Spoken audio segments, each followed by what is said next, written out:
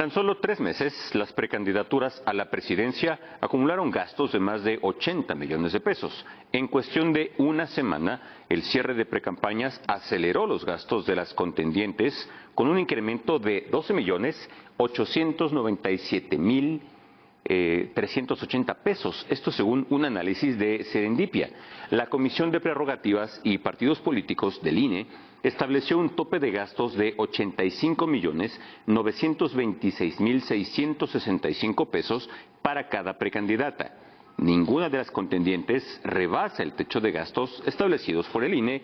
Aún así, es mucho dinero.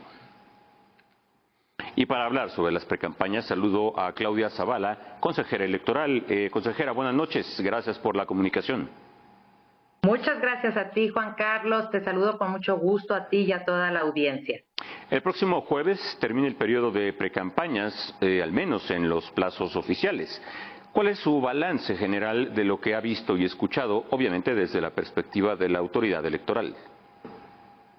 Bueno, a ver, tuvimos un proceso pues muy diferente a como habíamos estado acostumbrados conforme con nuestra legislación. Los partidos políticos definieron unos procesos internos que el tribunal calificó como inéditos, pero sin duda pues creo que han sido bastante cuestionados respecto a el posicionamiento previo que se tuvo de las personas que aspiran a una candidatura.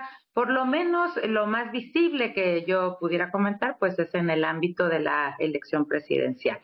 Después abrimos el periodo de precampaña en el que hay una continuidad, que hubo un número pues muy significativo de quejas, Juan Carlos. Creo que eso nos puede dar el pulso como autoridad electoral respecto de lo que veían los mismos partidos políticos que se acusaban de realizar actos anticipados o conductas infractoras de la normativa unos a otros, y se siguió un esquema similar. Hoy ya estamos por concluir pues este proceso de precampañas en el que se debe dirigir primordialmente, como son procesos internos de los partidos políticos, a los órganos de decisión o a la militancia de los partidos. Pero bueno, fue un despliegue de información en radio y televisión, en eventos masivos, en los que decían que eran parte del proceso interno. Y en esas condiciones hoy llegamos, o vamos ya a llegar el próximo 18, pues con el inicio del periodo de intercampaña.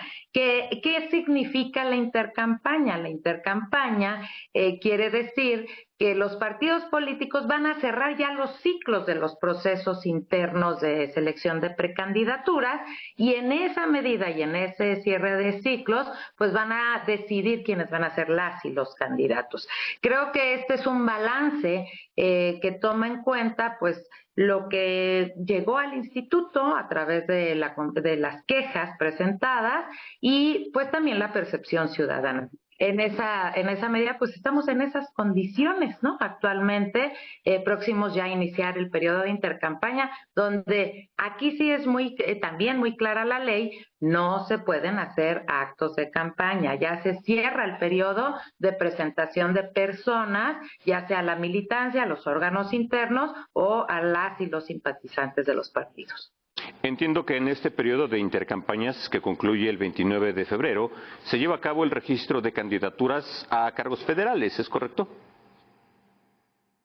Sí, efectivamente, y qué bueno que lo puntualizas así, Juan Carlos, porque el periodo tanto de precampaña como de intercampaña es diferenciado en materia federal, que son candidaturas o precandidaturas a la presidencia, senadurías y diputaciones federales, que otros procesos en los estados. Algunos iniciaron antes, otros iniciaron después y continuarán con su proceso, pero en materia federal sí. La intercampaña es del día posterior al cierre de precampaña, que en este caso en materia federal será el 18, hasta el día de registro de los candidatos y las candidatas, que es justamente a finales de febrero, porque el 1 de marzo empezará la campaña ya propiamente dicha. En un momento hablaba de quejas presentadas por partidos y precandidatos, por ejemplo, de actos anticipados de campaña. En fin, algunas de las quejas también tienen que ver con los dineros que se han gastado. ¿La autoridad electoral tiene las facultades para auditar y hacer señalamientos a los gastos de precampaña? ¿Y cuándo empieza esta auditoría? No, sí, es una facultad del INE y es una facultad exclusiva del INE la fiscalización. Evidentemente tienen un periodo corto, ya cerradas las precampañas, los partidos tienen que presentar los informes y a partir de eso se despliega la actividad de fiscalización, el procedimiento de fiscalización y se conocerá en Consejo General para que antes de que inicien las campañas se tenga ya el dictamen consolidado de la fiscalización y la resolución respectiva. Y también, Juan Carlos, hicimos la fiscalización de los procesos políticos internos, estos inéditos. Ya esa fiscalización, vimos los resultados el pasado 15 de diciembre, el Consejo General ya revisó el dictamen consolidado, determinó los gastos y ya se pronunció respecto de eso en cuanto hace a las candidaturas en materia federal. Así que sí, la fiscalización siempre es una facultad exclusiva del INE y se fiscaliza, en este caso, procesos inéditos, las precampañas, las campañas también serán sometidas a fiscalización y después nos vamos a hacer cargo de la revisión de lo ordinario, todo el recurso que se utilizan los partidos políticos para llevar a cabo el completo de los procesos internos en los que se definen las precandidaturas y candidaturas. Con los ajustes al presupuesto para este año, ¿cómo queda la operación del INE para el proceso del 2 de junio, que implica la elección de miles de cargos de elección popular? Sí, más de 20,000 cargos, Juan Carlos, es un número muy grande, pero nosotros en el ajuste presupuestal que hicimos, primero sí fue una reducción muy significativa, más de 5,000 millones de pesos, y esa tuvo efectos en ciertos alcances y ciertos proyectos de la institución. Sin embargo, una de las líneas que tuvimos en el ajuste presupuestal es precisamente garantizar todas las actividades del proceso electoral. Pero obviamente, pues sí vamos a dejar de hacer cosas.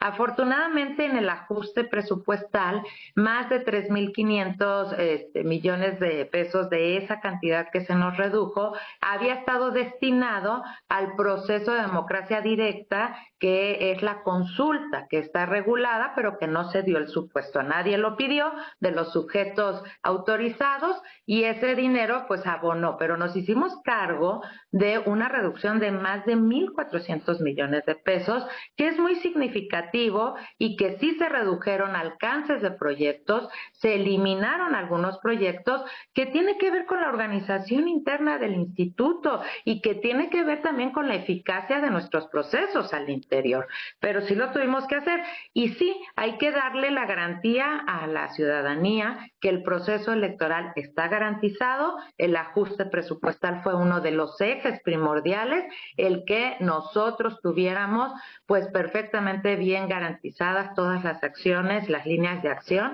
del proceso electoral federal. Ya nos hablaba de las actividades de partidos y candidatos de aquí al 2 de junio. Para el INE, ¿qué actividades se llevarán a cabo? Como institución para el proceso electoral, nosotros todavía vamos a empezar en febrero, por ejemplo, el despliegue de las actividades en campo de los que son los capacitadores electorales y supervisores electorales. Ellos se van a encargar de visitar los capacitadores con sus supervisores a más de 15 millones de personas que fueron seleccionadas para ser invitadas como funcionarias y funcionarios de casilla, les van a capacitar y a su vez también van a estar identificando con los consejos distritales los lugares para donde vamos a ubicar las mesas directivas de casilla, ese lugar cercano a la ciudadanía para ir a emitir su voto. A la par, pues nosotros preparamos todos los sistemas, seguimos preparando los sistemas para los resultados electorales, todas las acciones que tienen que ver también para concentrar la información que se va a dar para que conozcan a las candidatas y candidatos. Todo eso lo estamos preparando y si damos un recorrido, pues tenemos que preparar los listados nominales de electores, tenemos que preparar desde la Dirección Ejecutiva de Prerrogativas y Partidos Políticos, todo lo que tiene que ser el pautado para las campañas. Es una actividad grandísima y a su vez pues vamos a estar fiscalizando, en este caso ya que concluyen las precampañas, pues las precampañas. En el periodo de intercampaña tendremos que preparar como institución la difusión para informar a la ciudadanía, para que participen de manera activa, para registrar a observadores electorales y observadoras, a visitantes extranjeros. Es un despliegue muy grande de nuestras actividades y sobre todo una de las actividades fundamentales, diría yo, tienen que ver con el listado nominal de electores que se va a concretar a partir de ahorita vence el plazo de registro, por ejemplo, de credenciales el 22 de enero, después vienen una serie de revisiones que hacemos desde la autoridad en coordinación con los partidos políticos para que esos listados nominales de electores queden pues perfectamente listos para el día de la elección. Y entre esas actividades y todos los tramos administrativos, nos estamos ocupando también, Juan Carlos, de diversas modalidades de voto anticipado. Por ejemplo, voto de residentes en el exterior, voto de personas con discapacidad, que es un voto anticipado, el voto de personas en prisión preventiva. Todo eso son cuestiones que se van haciendo de manera paralela a través de nuestras direcciones ejecutivas, unidades técnicas y, por supuesto, pues las actividades de fiscalización y de arbitraje electoral que se llevan en la unidad técnica de lo contencioso electoral. Consejera, vemos con preocupación, supongo que ustedes también, algunos hechos de violencia lamentables en medio de esta contienda electoral. ¿Hay preocupación por parte del INE?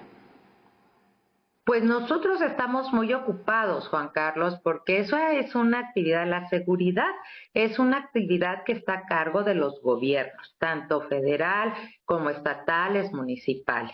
Y lo que hacemos es generar estos procesos de coordinación entre todas las autoridades que por disposición constitucional tienen encomendada la seguridad, con el INE y sobre todo ahorita que nosotros ya salimos a campo. Nosotros en febrero empezamos las actividades de campo y a su vez también pues tenemos estas líneas de coordinación por si existen algunas solicitudes de medidas de protección de las y los candidatos cuando ya estén registrados.